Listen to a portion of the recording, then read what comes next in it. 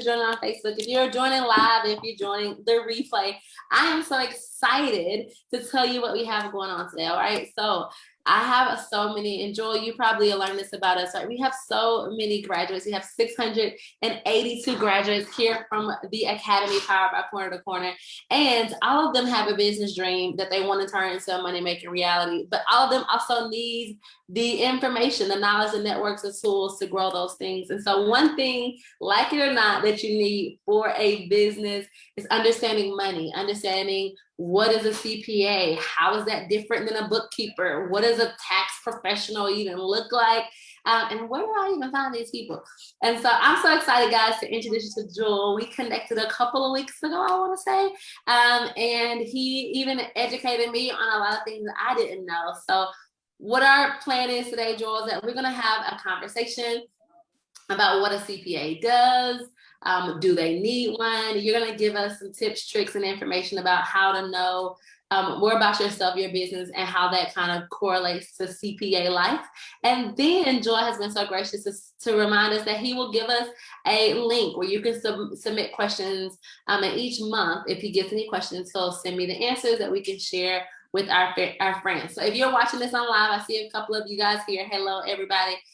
Please make sure you share it with a friend, share it in your group, and make sure people watch the replay so we'll know how to successfully turn our business dreams into a money-making reality. So Joel, I haven't said a lot. I would love for you to introduce yourself and take it away. Yeah, hi everybody. My name is Joel Denning. As Sheena said, I am a CPA in the state of Tennessee. I have been since about 2017. I've been working in large businesses and consulting and tax accounting needs for some time.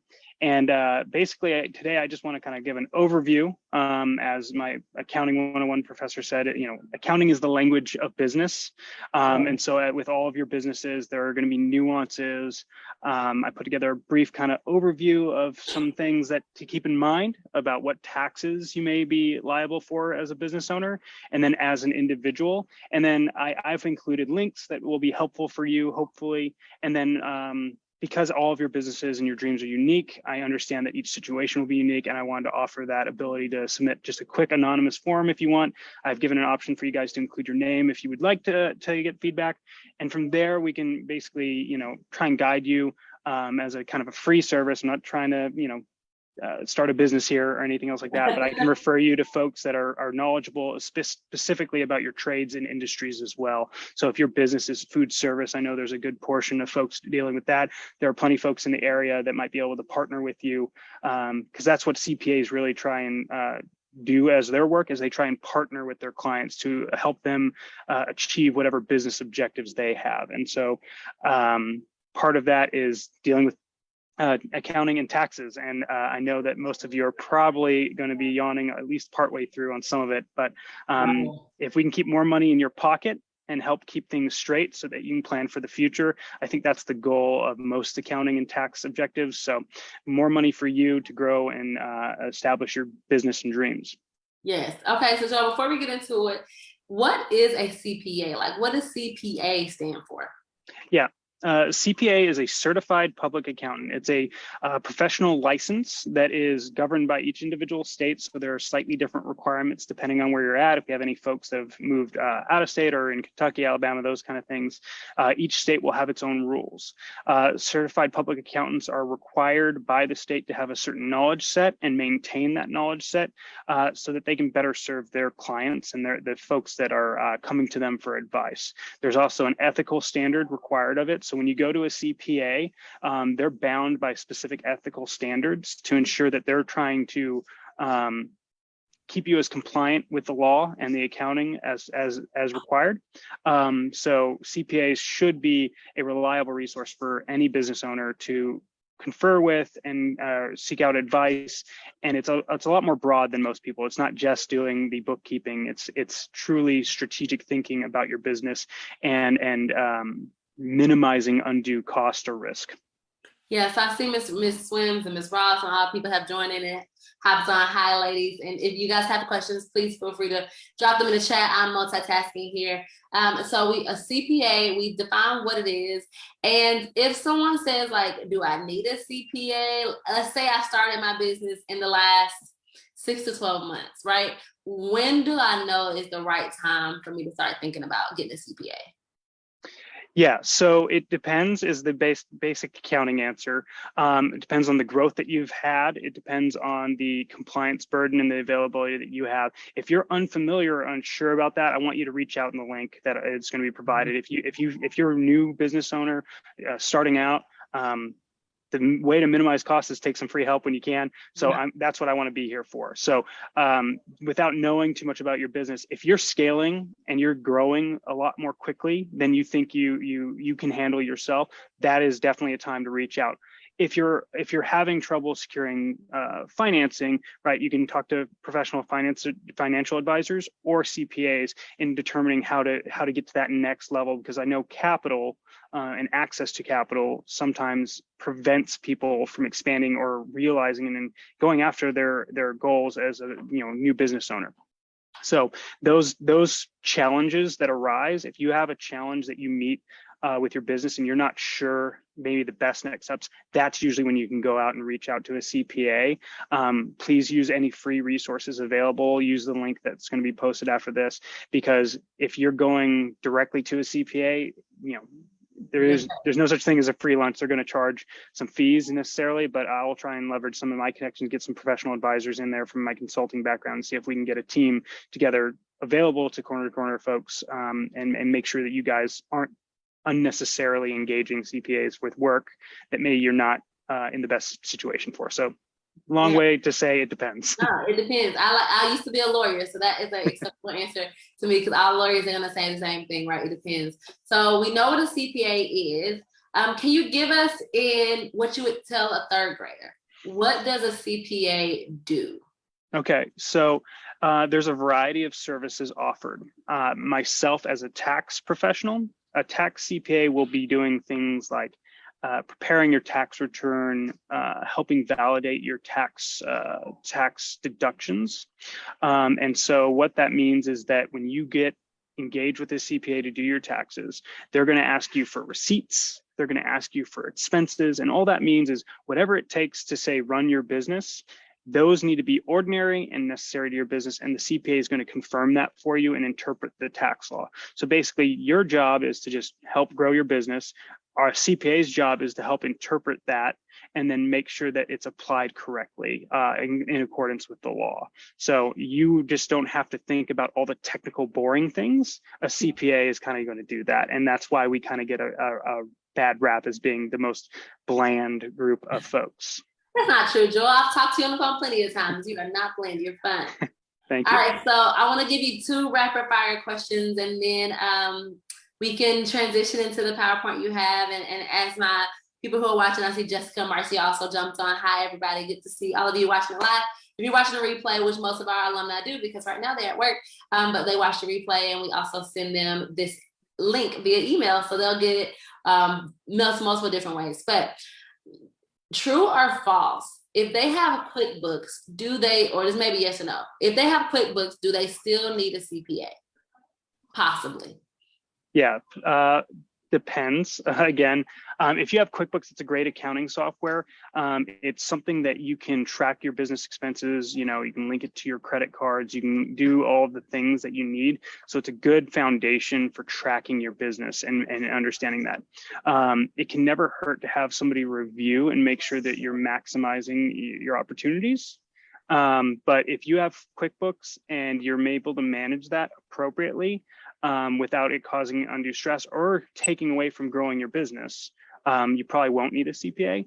But if you find that it's a burden that prevents you from growing your business, then yeah, you'd probably want to look into getting a CPA, because those costs tend to be rather low for just generic bookkeeping, and lots of local firms offer that to small businesses in the area.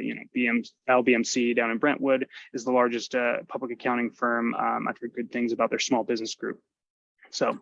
Okay, so if somebody says they're an accountant, does that mean that they're a CPA? Is like accountant a shorthand, or are those different people, groups, titles, certificates, degrees?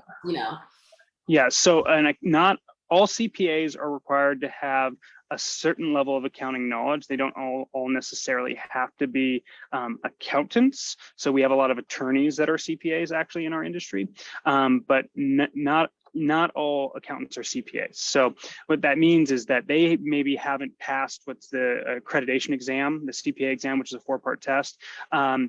Typically that means they're either younger in their career or just starting off in accounting, or possibly that's just not the path that they've taken. There are other designations within accounting where people can be business advisors. They can be personal financial advisors and go that route. They can be enrolled agents. So if you have a dispute with the IRS, these are folks that are specifically qualified through some training to interact with the IRS on your behalf. But yeah, not all accountants are CPAs. Okay, and you say you're a tax accountant. Is that something meaning that you may do it on a smaller scale, but you mostly engage during tax season, that you specialize in taxes? Tell me if somebody says they're a tax accountant, what should that denote to me in my mind? So there's broadly 2 kind of areas of accounting that I've dealt with, and that is tax accounting and then book accounting. And what I mean by book accounting is that is just the regular QuickBooks that you're thinking about, day-to-day, business revenue coming in, business expenses being spent to run your business, that kind of thing. Those accountants will kind of track all of that and book it in accordance with your business. Most of the taxpayers and then the individuals here on the call and the replay will probably not have a significant need for an accrual tax or accrual accounting accountant, but most of it will be cash basis accounting. So tracking the in and out of cash in your bank account, having your own separate business bank account would be important. Separate distinct cards to track your expenses. Those are what the kind of technical accounting folks would look at. And then what a tax accountant does is we figure out ways within the law, right? There are specific carve outs, and what I like to term it as is avoidance. Tax avoidance is perfectly legal. That's what you want to strive for, is avoiding taxes, because then you can invest more of that money into yourself. That's what tax accountants do, is they try and maximize that opportunity. Okay, so you would need a tax. This is the question. Do you need both a tax accountant and a day-to-day accountant, or should you have a bookkeeper and a tax accountant, or should you use QuickBooks and then give all that information to a tax accountant? If you are, let's say, less than $10,000, 1 year in business, don't have even like a team, you may even be doing this full time, what should the first pathway, the front door, be? So the first pathway, the front door, is if you have a good record keeping through QuickBooks or through Excel even, depending on what your resources are available to you, you wouldn't need necessarily a separate person for both. I actually recommend to folks in that category to use a prepackaged software item for basically their own individual taxes, right? Most of those folks, we're talking sole proprietorship or an LLC, that just means that you're taxed as an individual on the income from the business. So tracking those expenses is incredibly important. But if you do that well through QuickBooks, you can use a service like Tax Slayer, which I know is a kind of a goofy name for a tax prep website.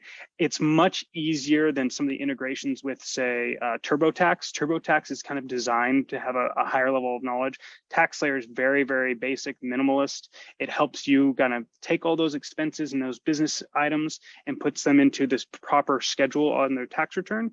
And that helps you maximize your refund at the end of the year, things like that. So you wouldn't necessarily need it. Now, if you're over that threshold, or if you just don't feel comfortable, you'd only need probably one person to do both the bookkeeping and the tax services.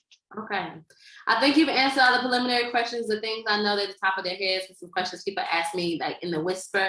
I would love for us to transition to the PowerPoint. And friends, as we're doing that, if you're just watching, I saw Miss Fowler joined us and a couple of our friends. So I'm happy to see you all today. The names are scrolling up, so I can't see you as fast. But I'm happy to see you guys be watching the replay. We are talking about what a CPA is, when and why do you need them. And how do you know, where to go if you have any questions about accounting principles, taxes, money, generally QuickBooks, things of that nature. And Joel so graciously announced at the beginning, and then we'll kind of talk about this again at the end. It's going to give us a link. So it's going to be a way where you can either anonymously or non-anonymously submit questions. He'll answer them monthly. And then if we get enough of the same question, maybe we'll have the same kind of Zoom party again. Yep. This video also will be emailed out to you alumni if you have to pop in and out. We'll send it in an email next week in your weekly email. So from there, Joel, I'll let you take it away. Yeah, and before we dive into the PowerPoint and things like that, a tax advisor will give very specific advice. For example, there are ways in which you can pay maybe some of your working age children, so it reduces your business income and it goes to your children, but they don't have to actually report that. So there are methods and things like that. And if that's something that a lot of the alumni and folks are interested in, there's also ways in which you can rent your own home or apartment to your business 14 days a year.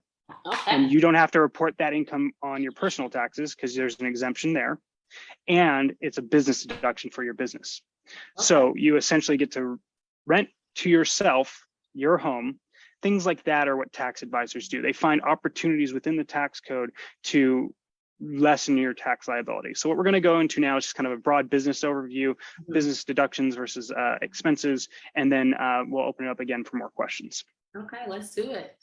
Y'all also drop questions that you have in the chat. If it's time sensitive, I'll also, Joel, I'll stop you. But if it's something that can kind of happen at the end, I'll just pop them into the conversation at the end. Sounds great. And so this is just business overview, business entity overview. Most of you starting out and starting your business, you're probably going to start as a sole proprietorship. Maybe if you have a friend that you're going in with, a partnership or an S corporation. All that means essentially for tax purposes is that you pass through all of the business income to yourself as an individual or your partners. So what I mean by that is if your business makes $10,000 in a year as revenue, and you have $8,000 of expenses, that $2,000 of income gets reported on your individual tax return. There's no real other compliance needed for that. If you have employees, if you have contractors that you pay, there might be a few other additional forms. And in that point, use the link, figure out what you need to do so. If you're interested in maybe paying your children to help you with your business, things like that, use the link. I can provide some guidance on that. That would require you to register your business as a separate distinct entity with an EIN, which is an identification number. So essentially the entity types for pass-through income just mean you as an individual will be taxed at the end of the day. Corporations, which tend to be a little bit larger, but have some legal protections and different things like that, they get taxed at the business, and then any additional income that you receive from that business gets taxed. So it's a little bit of double taxation. So you want to be aware of that impact when you're starting your business. So here's additional overview of kind of the taxes that each group would be responsible for. So business taxes are, separated between taxes on income, employer, and payroll taxes. So if you have people that you're bringing in to help you, you have to pay some taxes on that. There's also, depending on how much you're selling and what you're selling, there might be taxes on the sales that you have to collect from your customers. QuickBooks and things like that usually will have integrations that help you determine what that is.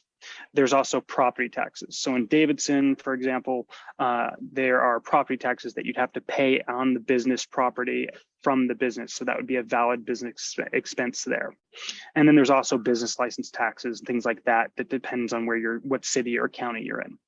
Individual taxes, this is kind of what we're more familiar with on a day-to-day. That's when you file your 1040, you have your individual income, your Social Security, Medicare, then your own individual property taxes if you happen to own property, and then capital gains. And so we'll kind of go through a little bit of that, but again, this is a little bit more technical.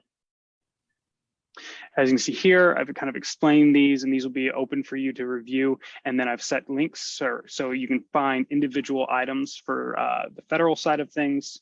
And then same thing for the individual taxes here. The biggest thing to note is what most folks are familiar with is kind of the employment and payroll taxes. If you're a W-2 employee, right, some of the folks watching this on replay who are working, familiar with their W-2 at the end of the year, you share some costs with your company. When you're a small business owner and you're hiring somebody, you need to keep in mind that you're paying either the full cost or you're hiring them as a contractor and then pushing those. So when you bring on people to help, it's beneficial to you as a business owner to hire them as 1099 or let the individual employees. But if you're personally a contractor, you have to be aware when you receive a 1099 that you have to pay the full employment and payroll taxes on that, which is about 15%. All right, how do we reduce taxes? Big thing. Individual deductions versus business expenses. Both essentially reduce your taxable income and thus the taxes owed. Individual deductions should exceed what they call the standard deduction to be worthwhile. So when you're doing your taxes, especially if you're starting your business out, if you can push as many of your expenses into your business that are ordinary and necessary to run that business, then that is the optimal method that you want to try and achieve, right? So for example, if you're buying specific food prep supplies and things like that, and you attire while you're making things, if you're in a food service industry, those uniforms and things like that that are ordinary and necessary because, right, if you're cooking with ingredients and you get your clothes messy, right, you want to push those as business expenses, because then say if you make $10,000, right, and you spend $1,000 on supplies and clothing, that reduces your income there. And then on top of it, you get to take a standard deduction on your individual income. So you get to kind of have the best of both worlds. Finally is avoidance versus evasion. Avoidance is the legal approach to reducing taxes owed. Evasion is the illegal approach. So a distinction between that would be not reporting income. That's evasion. Tax avoidance would be things like taking advantage of tax law and reducing your income, like I just kind of said. This kind of goes back to some of those other tips and tricks that I said, hiring your kids, renting out your own home. Those are things you can do today in your businesses to help reduce your tax liability, and it's completely legal. It's all above board. Any other questions that have come up through some of that? I have a couple, and guys, if you're watching this, then go ahead and drop yours in the chat or send them to me privately. So right now, guys, if you're watching this, we really are talking about general basic 101 kind of accounting, right? And we want you guys to definitely click these links to get the resources that Joel has given us, and also understand that there is a possibility of a lot more questions, but what we wanted to do is just do, a quick lunch and learn to get the wheels turning. But the first thing is that you use the phrase ordinary and necessary. And on some, I'm adding this part in, right? But on some level that feels a little subjective, like what I think. Is there a kind of baseline about what ordinary and necessary actually means to the government? Yeah, so the IRS has been kind enough to issue this very, very long publication here, Pub 535, and they update it every year for ordinary and necessary expenses. Now, most of our folks that we're talking about, right, if you're purchasing things to help expand and grow your business, that would be likely ordinary and necessary. What we'd want to steer away from would be, if you're buying food service supplies and clothing and things like that, but you're buying shoes that clearly cannot sustain, a food service prep environment. For example, if you're buying dress shoes that are very formal and kind of overly expensive, when you're making food and doing things like that, you probably want something that's a little bit more functional, non-slip, stuff like that. Those would probably be disallowed. Mm-hmm. But it depends on your trade and business. So right. If it's ordinary for your trade and business to have that expense, then that would be an ordinary and necessary expense. So it really depends on kind of what the industry is, what the trade is. The biggest thing that people run afoul with is they try and use things exclusively for personal use and write them off as business deductions. So if you're using it for your business and it's pretty typical across the board, that would be an ordinary and necessary. If you purchase it because it's a gift for relative or yourself, and you don't use it in your business, I would avoid trying to deduct that, because that's where you can run into issues. In any case, right, if there's a question, keep your receipts. Right. Keep your receipts, keep documentation of it, because if you can't even support with a receipt, then the IRS will disallow that expense or deduction. Okay, so guys, I want to interject here and give you some ideas. So because of the ones I know, right? So he used a lot of really helpful examples. About a third of our graduates are in the food or hospitality industry, be it like they either do beverages or food or catering events, things of that nature. So those things, right? Uniforms, serving trays, non-slip shoes, tongs, stickers for if you're making bags, like sticks if you're doing cake pops, all that makes sense. What may not, as he was saying, make sense if it's makeup, a suit, high heels, a briefcase. But for someone else, I have a business outside of this called a fashion chase. I'm a personal stylist. I do a lot of talks about personal style. It may make sense, I can make a case with my CPA to say I have to look good. I have, of course, now do I need a $5,000 Chanel bag? The IRS probably say no. But there are things that I could probably write off, but I can't write off for the fashion business, or it'd be unlikely if I wanted to buy new china. Yeah. Like, how do these things work together? Right. So you need to be clear about, and again, that's the beautiful thing about a CPA or having somebody you can bounce this off. They may say, yeah, Shayla, you would think makeup kind of makes sense with the fashion industry, but the IRS said no.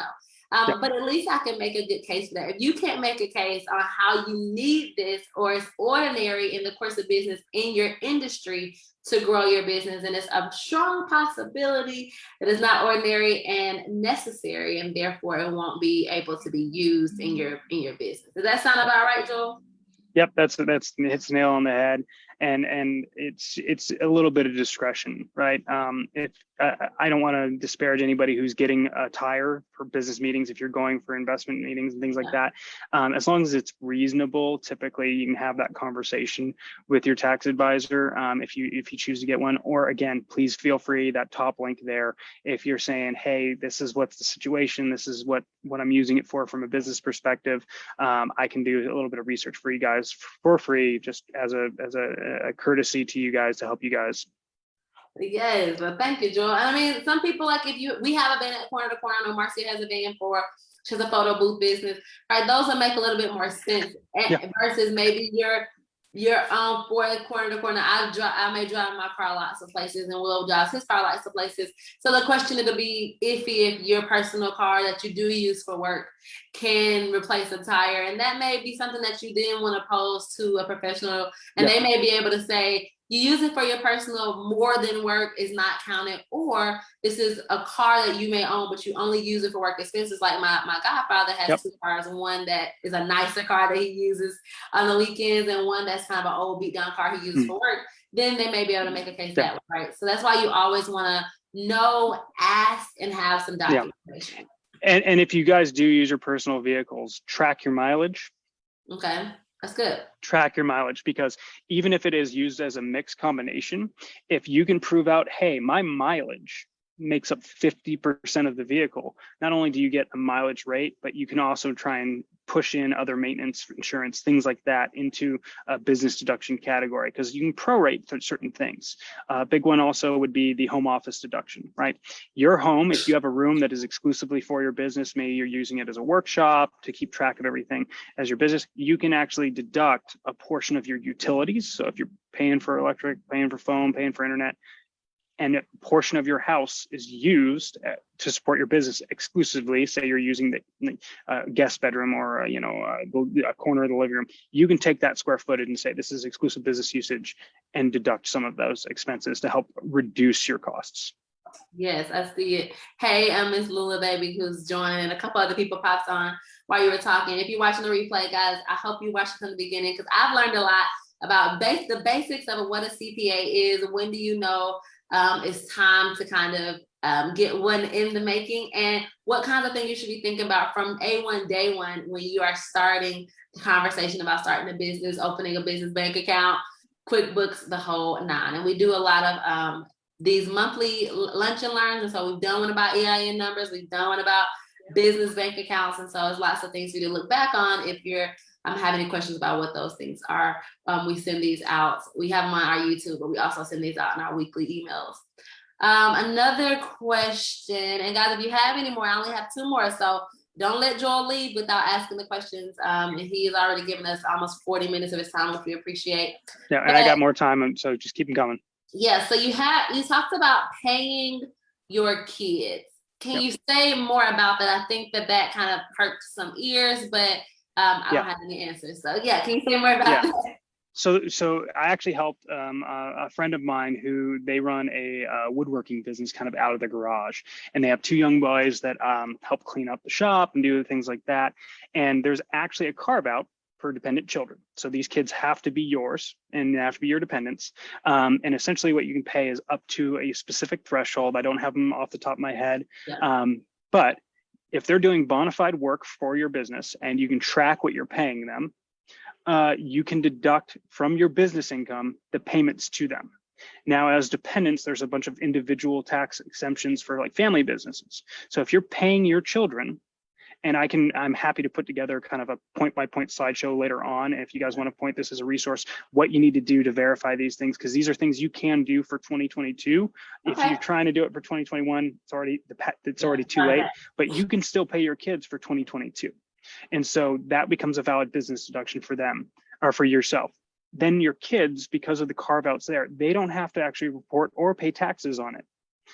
Now, what they do with that after, you pay them, right, as the legal guardian, you probably have a bit of a say over things like that. What these folks did, they made a bank account for them, but they also charge them for household things, right, to teach them, everybody's got to pay rent, right? So if you want to charge your kiddos rent, things like that, that's how you're choosing to raise your kiddos. So you can pay your children, and I don't have the thresholds off the top of my head, but completely tax-free to them, good business deduction for your business, and there's no additional liability. Essentially, it just reduces your taxable income and shifts it to your kids. Now, if they have to pay you for whatever, what have you, or they have to pay for their own fun, things like that, then great, you're teaching them, however you would like to teach them. But again, there's no tax liability. You keep it in the family and build that kind of wealth internally, which is always good. Okay, so yes, and we would love, even if this is like a quick PDF that we can send out, and that'll be evergreen, that'll be amazing for us. Yeah, I'll break it down with a PowerPoint, hopefully, maybe sometime in the next couple of weeks. I'll put something together. Great. Yeah. Okay. So you talk about renting your home to your business, maximum 14 days a year. What does that mean or look like? Is it kind of like an Airbnb type of thing, or what does that mean? Yeah. So if in the course of your business, you're hosting business events, you're bringing in people for financing or to expand marketing and awareness for your products or services, say you use your home for these events.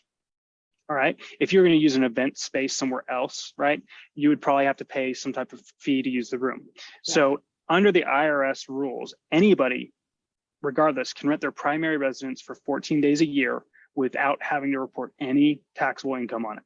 Okay. So the way they determine if it's necessary and ordinary is it has to be fair market value. So Airbnb is actually a great thing to grab a screenshot of things local to your area.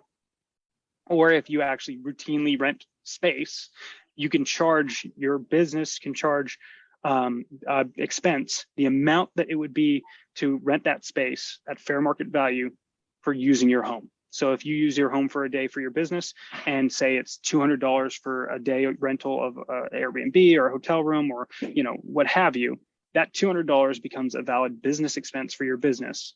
And it's not reportable as income as an individual to you if they're paying you for your personal residence.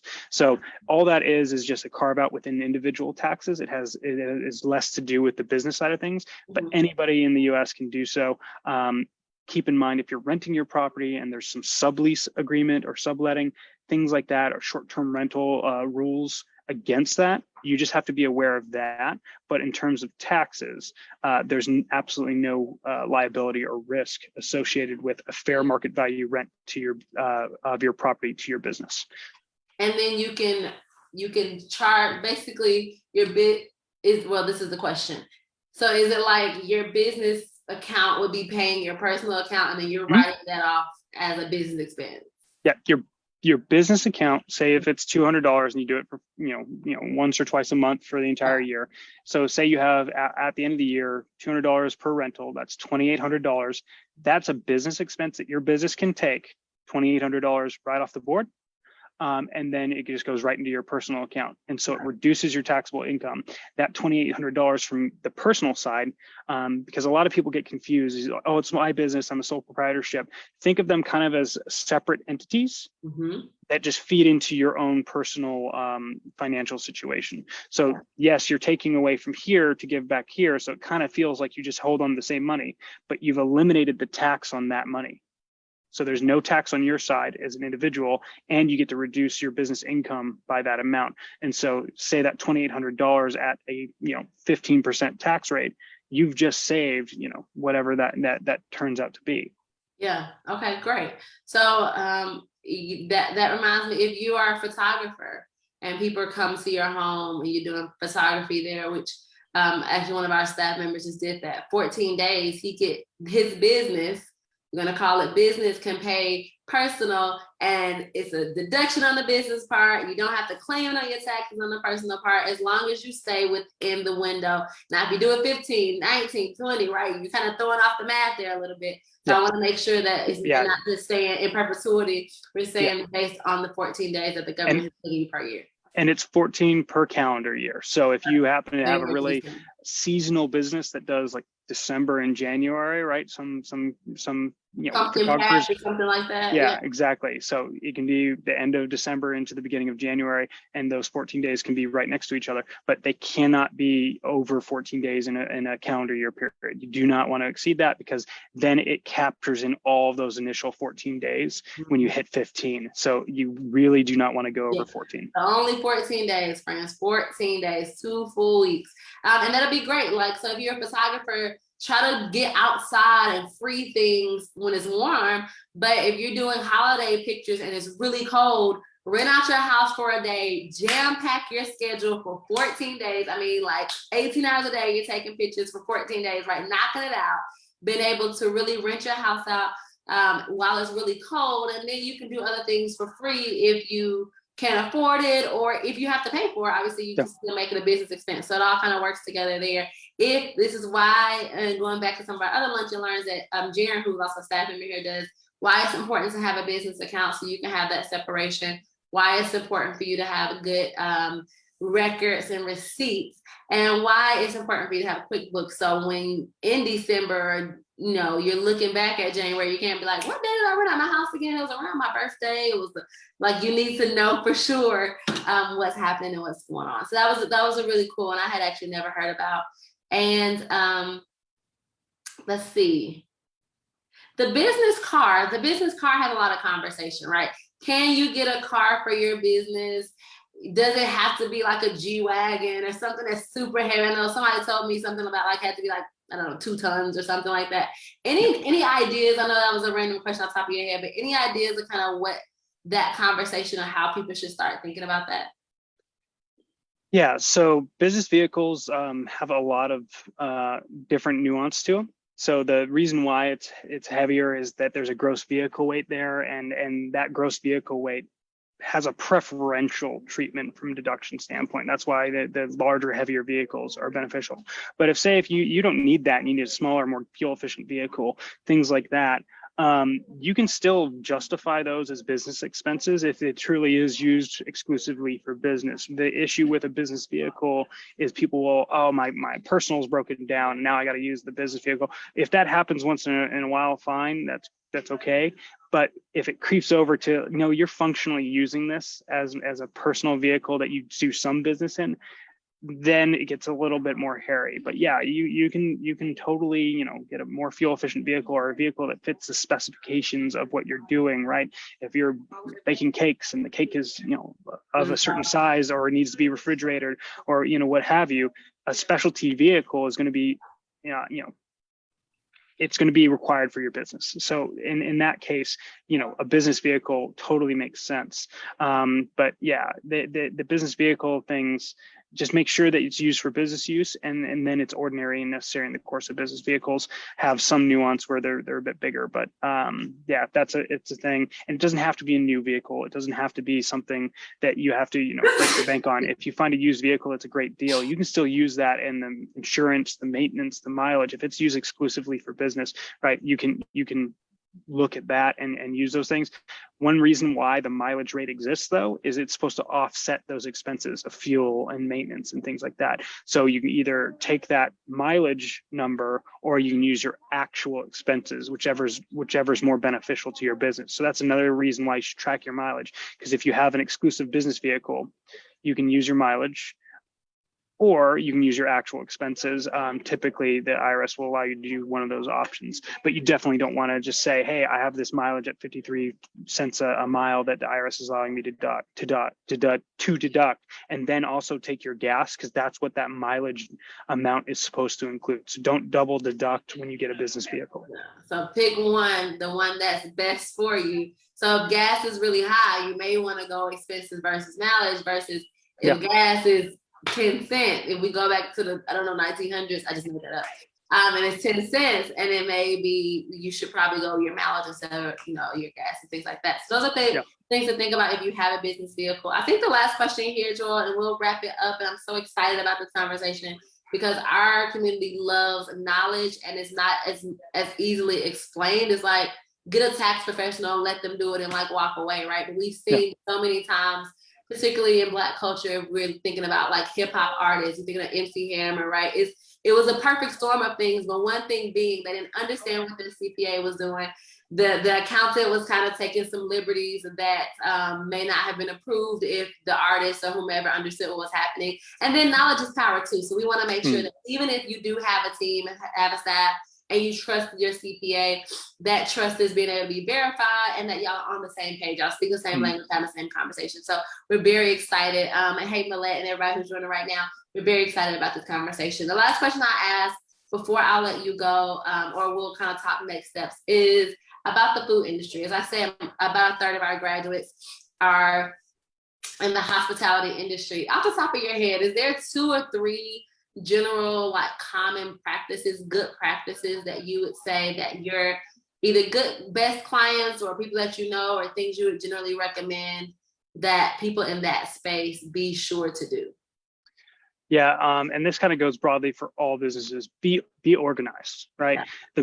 The more organized you are with what you're bringing in and trying to expense, the easier it's going to be to sustain that. So be organized, retain all your information that you can, and when in doubt, if you're trying to if you're not sure if it can be expensed or not, just bring it in. Have somebody maybe give you a second look. And give you some advice on that, because you'll be surprised what you can find as deductions. But if you're not organized, if you don't keep track of all of these things, you can't sustain it, and so then it probably won't be allowed to be taken as a deduction. So that's the number one. Be organized with all of your records. The number 2 thing is, you know, when it comes to particularly food industry, be mindful of any updates to any regulation changes or things like that. I know with CARES Act and a lot of our food service industry, our hospitality industry was racked by the pandemic. So God bless you all for making it mostly through that. So, but with that also comes a lot of legislative changes, maybe possible benefits. So be aware and be asking the questions, right? Be inquisitive about what benefits there might be, if there are grants specifically targeting things, or if there are government contracts, right? If you're in food service and hospitality, there could be preferential treatment based off of who you are and who owns the business, and gives you a bidding advantage on that contract. So be aware of any legislative changes, and be inquisitive. Ask the questions. Hey, is there anything beneficial this year as opposed to last year? Because it can change year to year, even month to month. So ask questions. Don't worry about if the question is broad. If you just simply, hey, are there any incentives? Is there anything beneficial to my business? Ask the questions. That would be probably the number 2 most important thing for folks. And then finally, I know it's really difficult right now to probably find talent and get folks in there if you're looking for folks. But ask around, talk to other folks in your industry. I know of a lot of friends of mine that they'll just go ask, hey, is your owner in the restaurant or in this thing? And hey, how did they get started? Go ahead and ask other folks that you see being successful, maybe in your desired field, and try and see if they're willing to have a conversation, have a coffee, have a tea, and just let you pick their brain on how they got to where they're at, and see if you can replicate some of those things that you like, or learn from them on maybe some of the things you don't like. That would be probably number 3. The best thing to do is take that guidance and build that mentorship team out.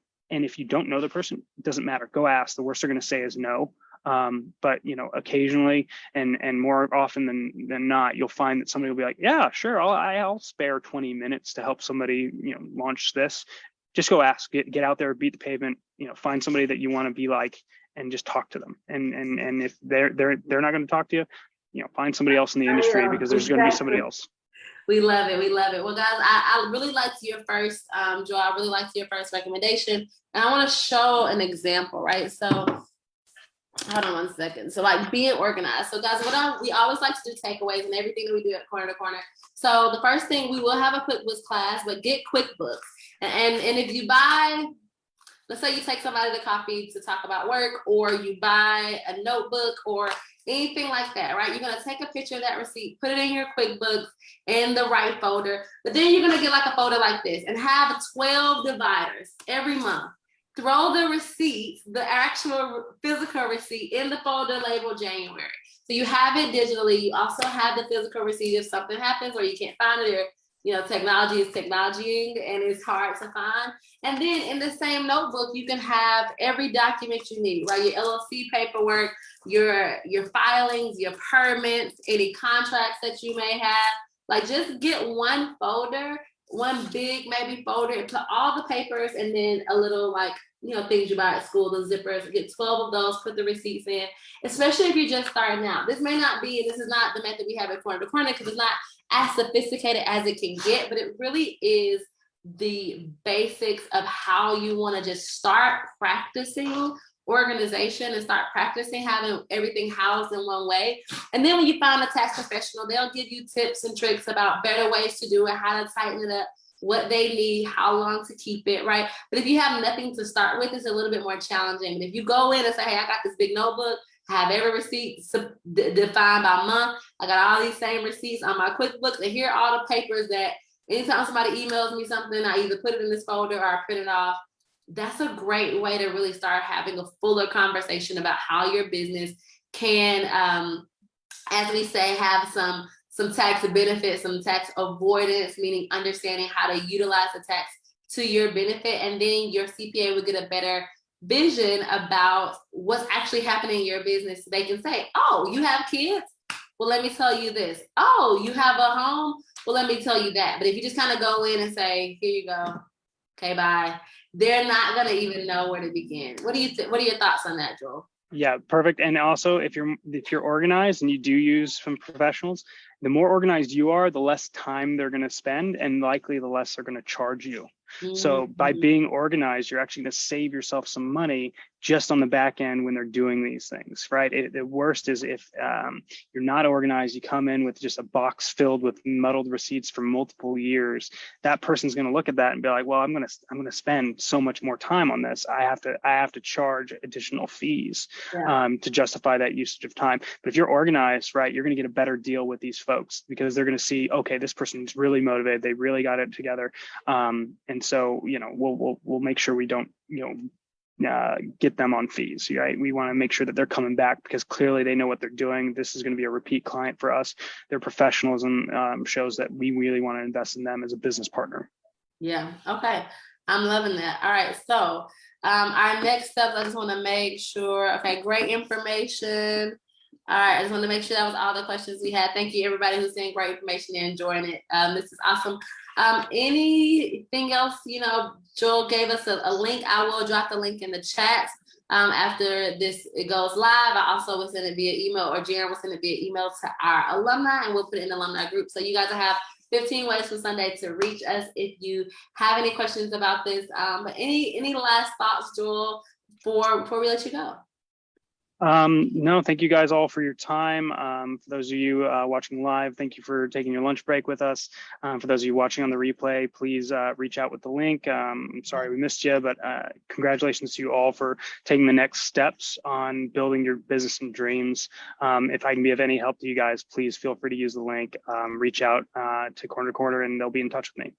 Yes, guys, we are so excited and very, very grateful because I just want to reiterate publicly, this wasn't my brainchild, right? This is something that Joel called me and said, I want to help you if you have any questions. So this is something that he did, which is a very a rare experience, especially for nonprofits, for people to have ideas and want to help and really do all the things. All I did was schedule the Zoom. So I want to publicly say that we appreciate your hard work. And we also will put just more information about Joel. Maybe if I think I have your LinkedIn or something like that, just so people want to just know more about you and be able to support the work that you're doing because of all the time that you have poured into our community. But guys, this is our monthly lunch and learns. Either I do them or Jaren does them. And the point of these lunch and learns is to make sure that our neighbors have the networks, tools, and knowledge that they need to plan, start, and grow their own small businesses right here in Nashville, and partners like Joel make this happen. So we're so grateful. I'm going to drop the link. If you have any additional questions, please reach out to Joel. And if you or someone you know wants to turn their business dream into a money-making reality, our academy class is open until Monday. Monday. Don't call me on Tuesday because it's closed. Okay, because it closes on Monday, Joel.